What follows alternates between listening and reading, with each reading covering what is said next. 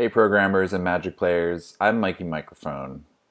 The microphone is a metaphor for the fact that you have something beautiful to say, but you need to make the arrangements so that you can be heard. Now, Rollbar is kind of one of those arrangements. It is a great tool that helps you analyze errors that happen on your server. By default, it also catches errors that happen in development, presumably so that you can kind of use its analysis tools in addition to the printout that you get in your console and at your browser. And probably also so that your team can jump in and weigh in with comments about why that might have happened, whether it was related to one of their changes or just as something that they're able to notice a little faster than you. I have now disabled it in development mode because today I'm developing without being connected to the net, so it was slowing me down, waiting for timeouts when errors occurred. And also because I've been planning to try to clean up my Rollbar inventory, as it were. There are some errors that have happened over the first month that the site has been live, and they have not exactly been piling up, but they're in the system there. And I want to keep that clean in the same way that people say like inbox zero is a good thing. Although this is a little different because I I know that most of those errors have been fixed, and I want to have a little bit of urgency for errors that are still in there. So if I look in there and I know that all those errors that I see have actually not been fixed, because all the ones that have been fixed have been cleared out and resolved, then that tool will be something that I can use more efficiently and will help my mental health because I'll know exactly what I'm looking at. So for now, Rollbar's turned off. I restarted the server, and I think I also figured out what the bug was.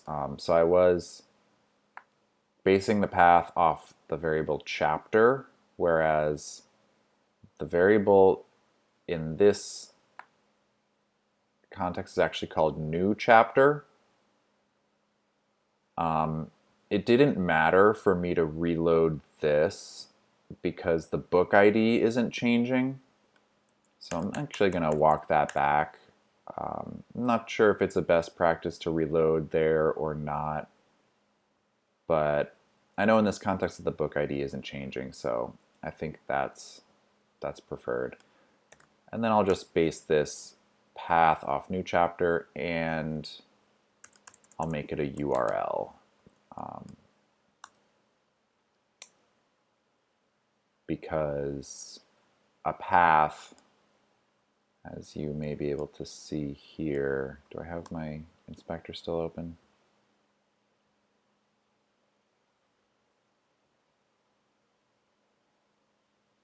No. A path is only the last part of the URL,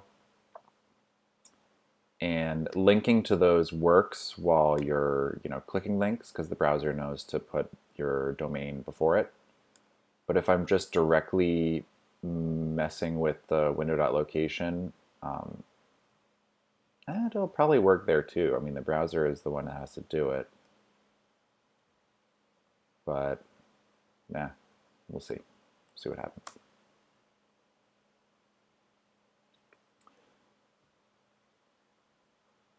Okay.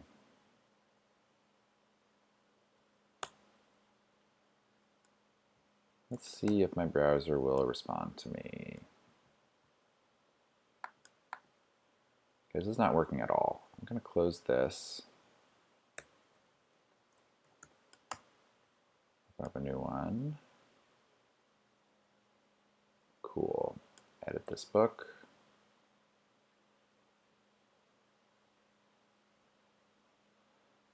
Oh, this is lovely. Now that I've actually shut off my Wi-Fi, it's using the some kind of cache file of the font that I had. So that's nice to know. It still doesn't have this font, but it's nice to have at least these ones for the text. So if I now go into this edit tool,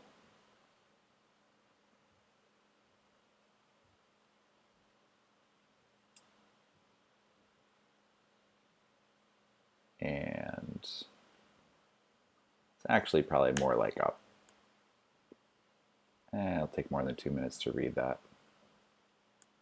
So right now the address bar says chapters 3. I'm gonna append this. And yeah, so it changed the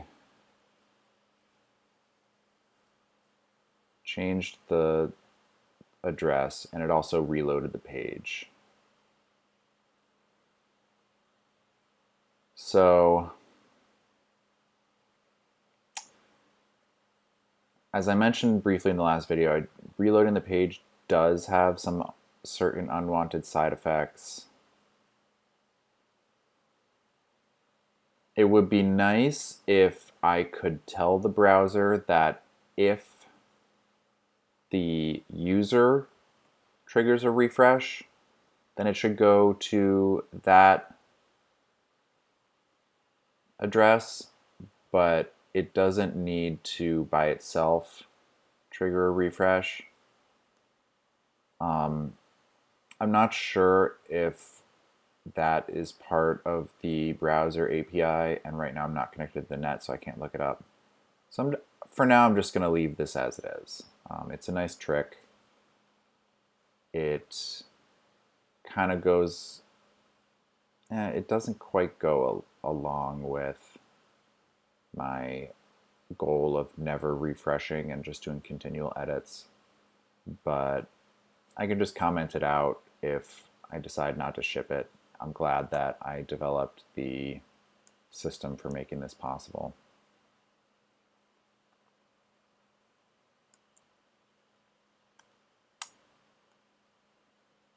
Okay.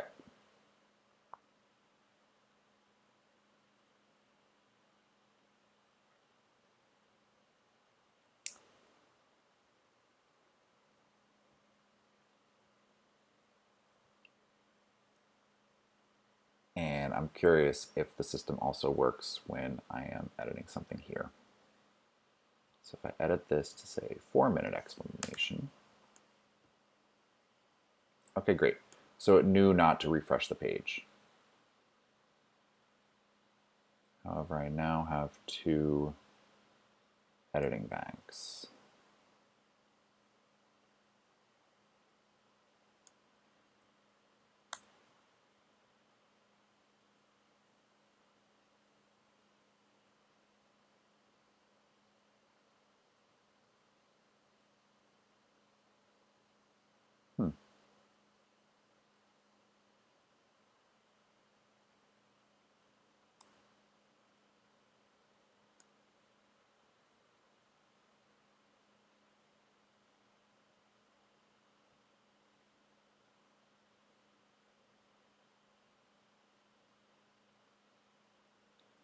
So when I clicked that, one of them was removed. This is the one that was there in the first place. Let's see if it's not in a div called controls for.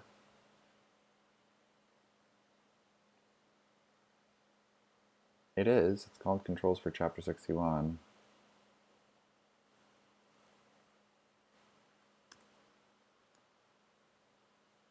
Okay. I'm going to refresh this.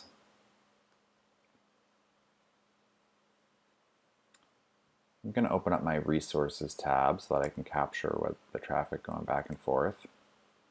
I'm going to hit edit.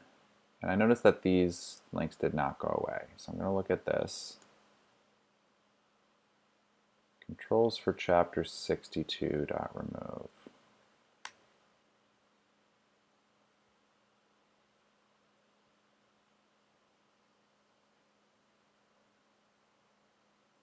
Controls for chapter 62.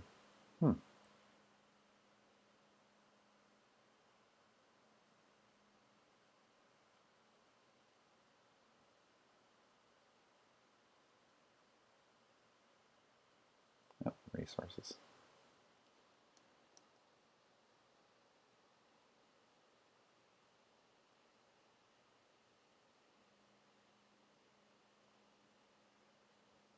Okay.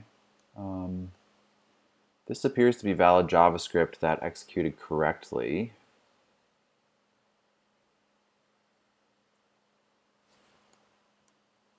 See what happens if I just run this again.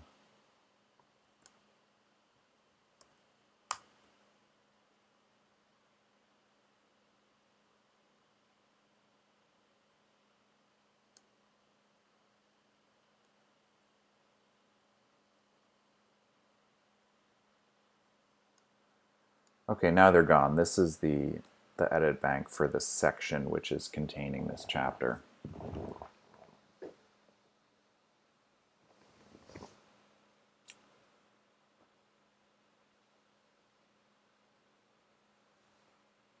Okay, so this page does have a ton of markup on it.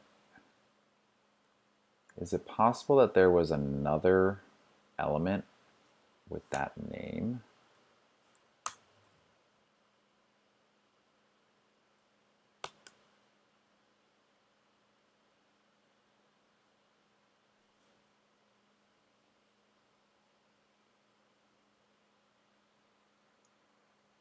So this is now still called chapter 62 because I didn't save a new one. I'm going to... Okay, there appears to be just one div with that ID.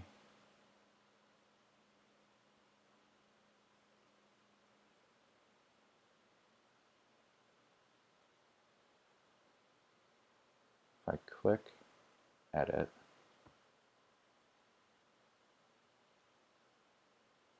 it just fails to remove it.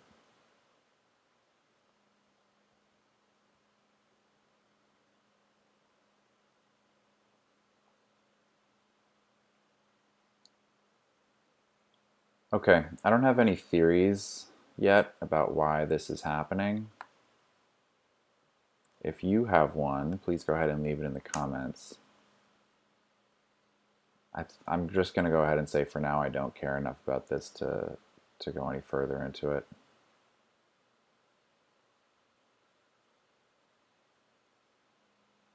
I'm just going to go back and try to finish my dang tool set. So I have edit, update, good. Moving on. Let's make delay.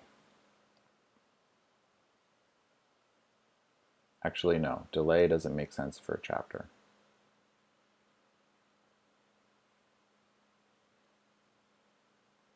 That would be moving it to a different edition. And that's not a concept that resonates with me. Yeah, moving a chapter from one book to another, that is something that I can support, but you would have to specify which book. You can't simply delay and assume that the system knows.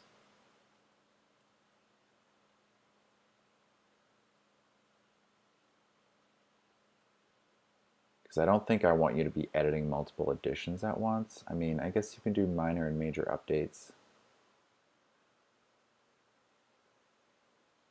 Okay, so in a way it does make sense, but that's a use case that's way beyond what I'm trying to support right now, so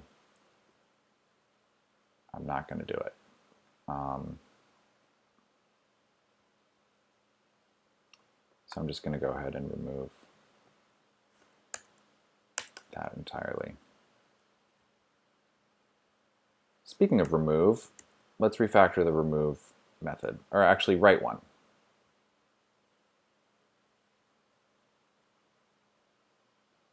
And I'll refer to the sections controller for the relevant code.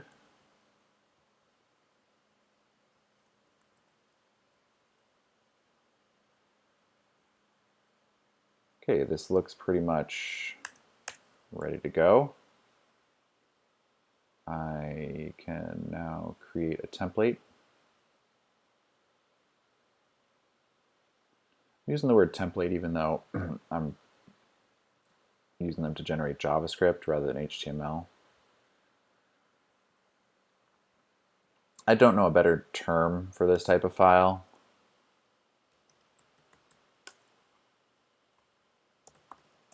it is, in a way, it is a template that makes JavaScript because it's running a lot of code to fill in the blanks and it's filling it in with a lot of HTML. So I'll stick with template unless you guys have a better suggestion.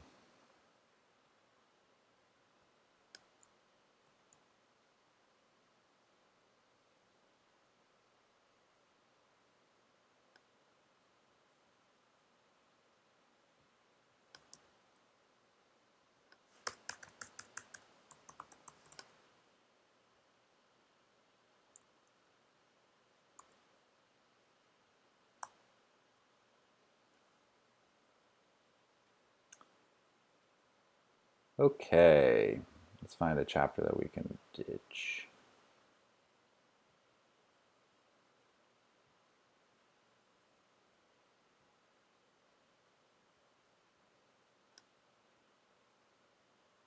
Meh.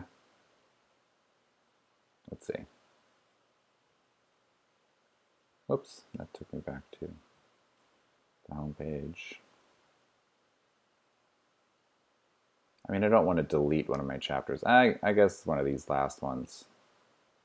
I wrote them such a long time ago that like after I reformatted the book, I wasn't quite sure where they fit. There's a little bit of redundant information. Like I think I have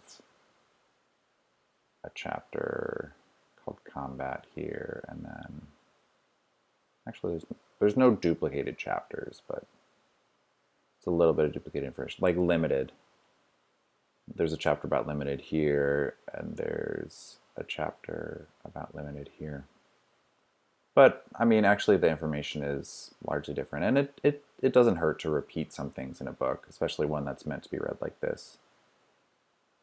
But I'm not actually deleting a chapter, by the way, I'm just testing the tools. This is a copy of the data that I have locally. This is not my online data. So,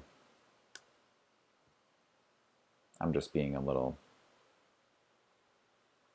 just having a little fun, acting like I'm gonna pick a chapter to delete.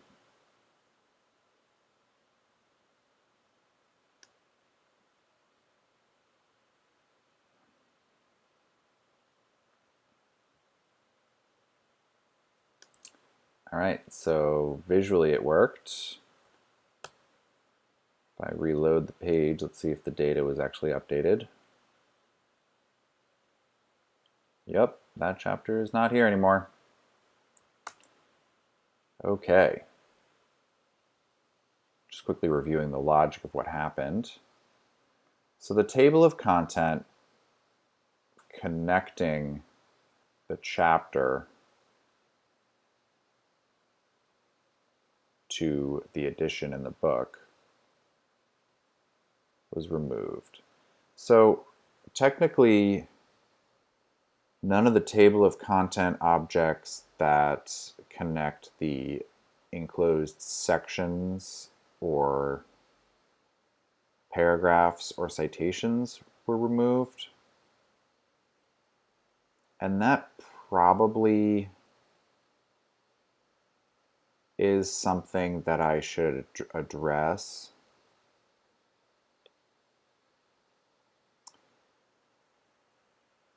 In terms of like record keeping and undo tool sets, those will help.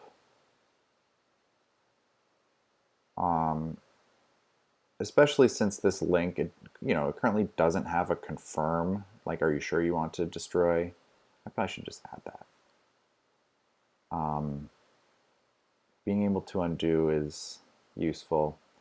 I mean, every time I display the book, I do it from the top down, selecting first all the chapters, and then for each chapter, I select the contents.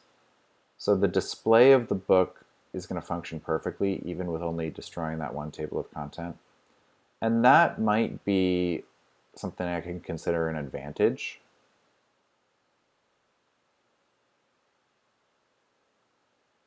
So I'm going to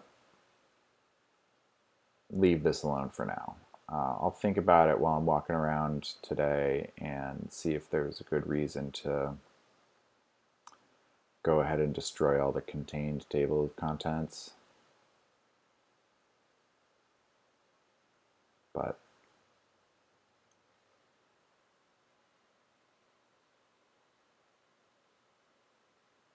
it's not clear to me whether there's a clear advantage there yet. You could say like the data in the database is now an inconsistent state, but I don't really think it is. It's storing the fact that these things were connected and now they're not. If I come up with a feature set that winds up displaying things by section or by paragraph, and it does so in a way that doesn't refer to the chapter first, like I'm thinking an interface for people who are shorter attention span might be to read the book paragraph by paragraph instead of chapter by chapter. And if I go ahead and build that and the way that I do it ends up not referring to the chapter first, then yes, I'll obviously revisit that. I'll revisit this then and I'll figure out what the sensible way to build that feature is and whether it involves adding a line of code to this to remove all the contained table of contents. For now, I'm basically ready to finish this up so I can make my video promoting it, send it to a couple people that I think would be great authors, and see if that can bring a little bit of attention to the book. Kind of going through the subtle promotion there. Okay, so we have edit, update, we have remove. There's a few more left to go. Promote can be rewritten, and then the tool for adding a chapter will need to be rewritten because I rewrote the form that generates it. So we'll just power through this. Okay, so grabbing the code for promote.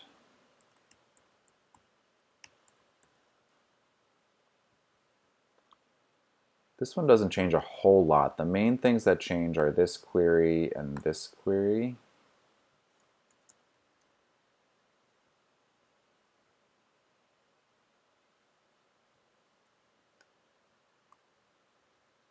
So you can see this super long thing here becomes just a simple find, and then this super long thing here becomes just a simple method where I say previous.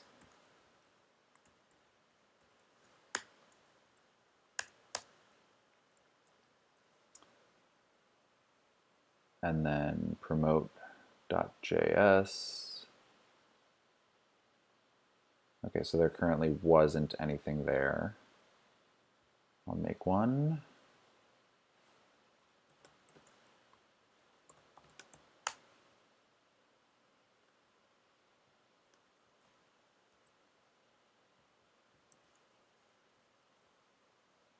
Save content.chapter.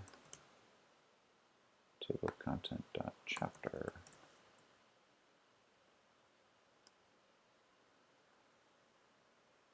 All right.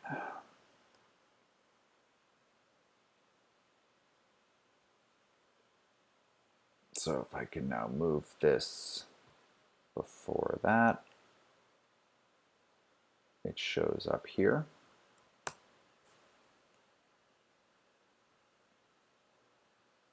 And when you guys read the book, you can tell me if it makes sense to have this chapter before skip to the fun, or if skipping to the fun first, like I planned, is a good reading experience for you.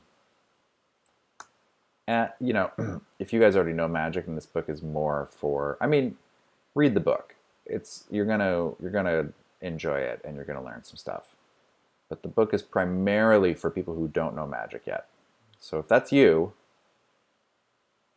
get a copy. And if it's not you, if you're a magic expert, get a copy, and then you get to give your 4 gift copies to friends and family. You have 72 hours to pick which people you're giving it to. And you don't even have to pick yourself. You can make a post and your 4 people can click on it. That's totally fine with me. Because then if more than 4 people click on it, it's good for me. So That's okay too. You can also send it to 2 people directly and then make the post. You can send it to 3 people directly and then make the post. You can make the post and then send it to people directly until you get to 4.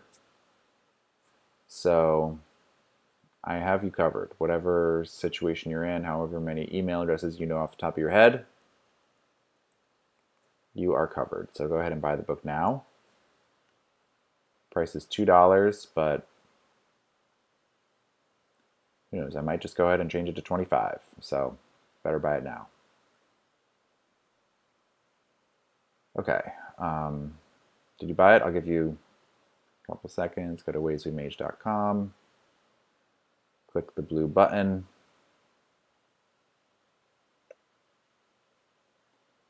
Enter your email address. Enter your credit card number.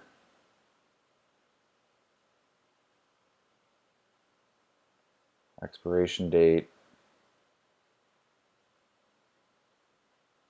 Security code. And then click buy. Okay, great. Thank you.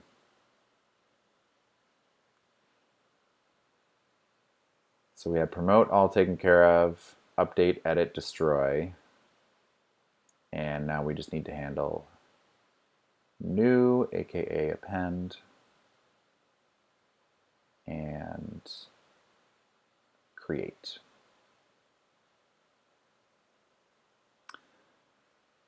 So I mentioned in the last video that I've used the term append rather than new. Traditionally, in RESTful applications, use the word new. The reason I used append is because I consider it appending to the chapter, like adding a section is appending to the chapter.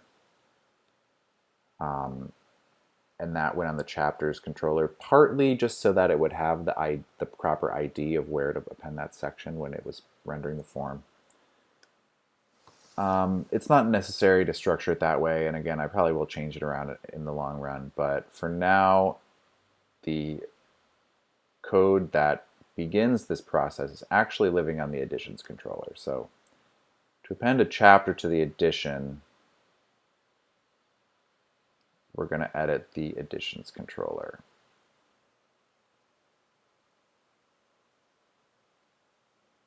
And just to show you how this is structured, add to addition. Okay, and then this goes to a link that comes here. So I'll start by replacing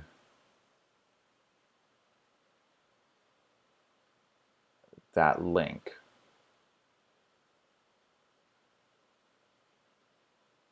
Which I think is probably, yeah. So I have one method called focus append on that takes the old style where it uses JavaScript to get the IDs. I'm rather going to call this new style method append to.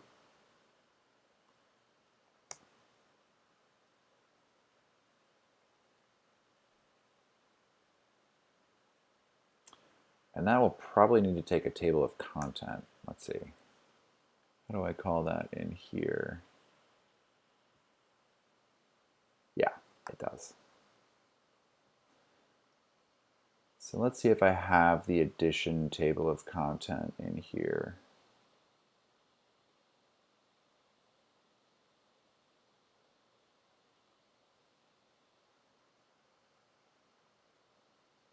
Okay. So I'm going to need to jump into the books controller to make that variable available.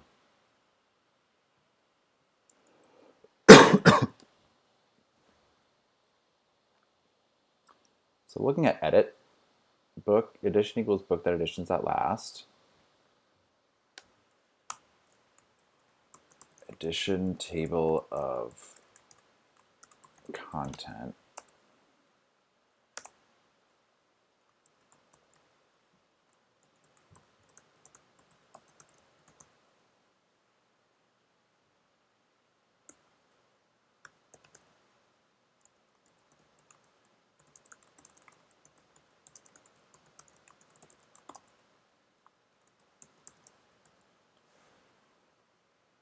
Okay, edition-ish means that it doesn't have any IDs beyond book and edition. Let me just make sure that scope exists.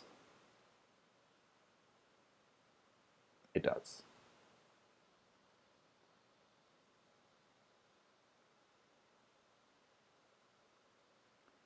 So now I can go back to this template and give it the edition table of content.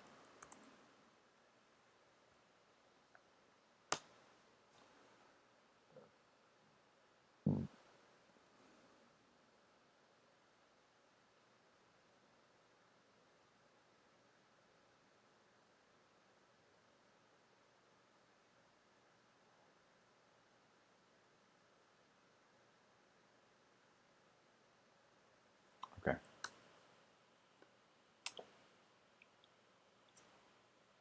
So I called where, which returns a group. I'm going to change this to find by, so it returns a single.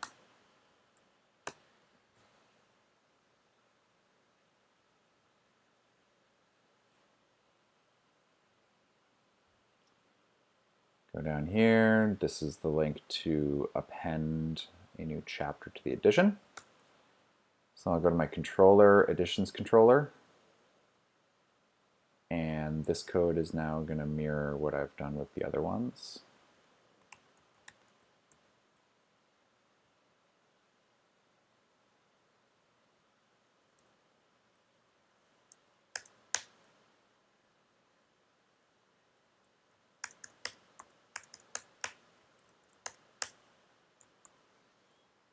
And editions append is now going to mirror what I've done with the other ones, which basically just means changing this to a table of content.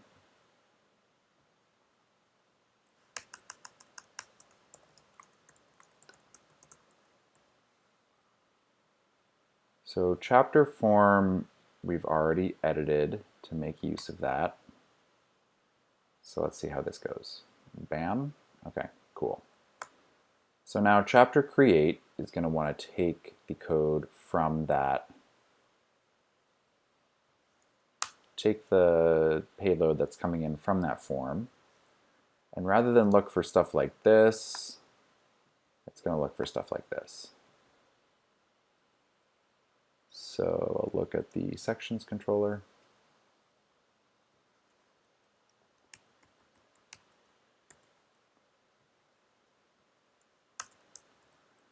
Okay, so this line is equivalent to this one, so I'll keep this.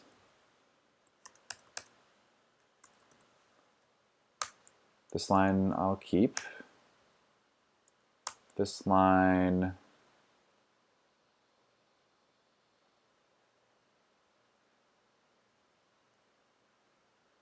is equivalent to this, except I'm looking it up in a different way. So addition, and then I don't need the locate thing anymore, because what I'm doing is just creating the table of content directly. So I'll say chapter, table of content, and then I just put the chapter ID.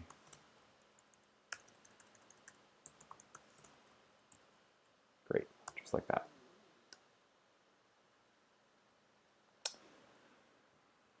After that finishes, it's going to run this template.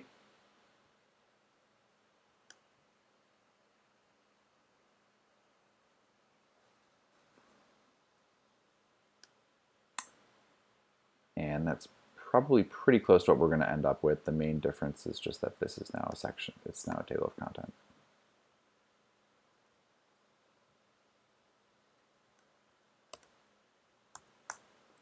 So let's go ahead and create a chapter like judging. That's one of the next chapters I want to write.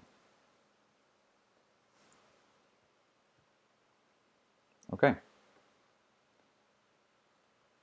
And this is live right away. Great. Judging. The judge program is unique and a tremendous success. I'm excited to write about the Judge program. It's such a cool thing. So this doesn't have the correct formatting that I like for chapter titles.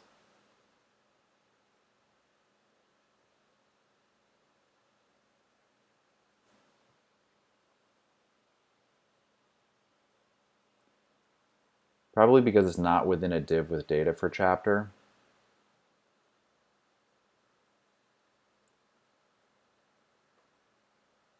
So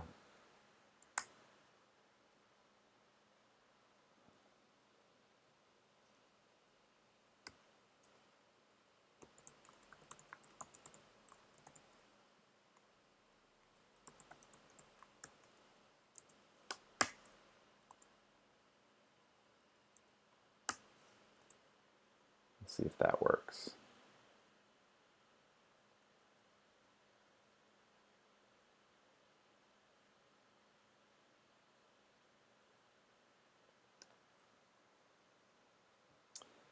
Now if I add another chapter like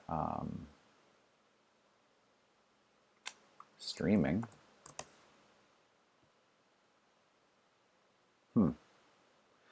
so it has the div border, but it still doesn't have the correct chapter formatting.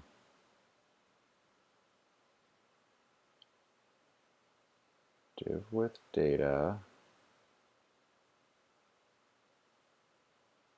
Read by chapter. Okay.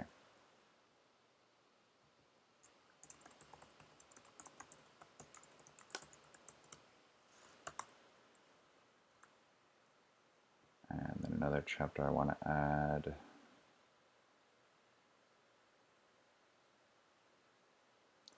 Unboxing. Okay, there it is. Cool. So I have create, append, edit, update, destroy, and promote fully supported for chapters, as well as sections, paragraphs, and citations. So I think my interface is now ready for its day in the sun. I'm going to go to a spot where I can shoot a video about that, and you'll see it in just a few hours. All right, thanks a lot for sticking with me. This has been a really awesome journey for me. I hope that some of you have learned something, gotten a kick out of it in some way. There's still more refactoring to do along this system. There's also a fair bit to do within these templates, particularly this one I think is ready for a little bit of a makeover. Like this can be replaced with a section control for instance, and then this process of cascading from section into paragraph, like this method can be refactored. This can be a paragraph control, and then this cascading into the citations, that can be part of like a cascading paragraph control. And that will make it easy for me to not only have an edit by chapter interface, but possibly, you know, some authors will like edit by paragraph interface where they can just focus in on that. And yeah, so I'll make that in a later video. Thanks a lot. Really appreciate you guys, and go ahead and share this with your friends. Remember to start at the beginning. It will make a lot more sense. It's up to you. All right. Peace out.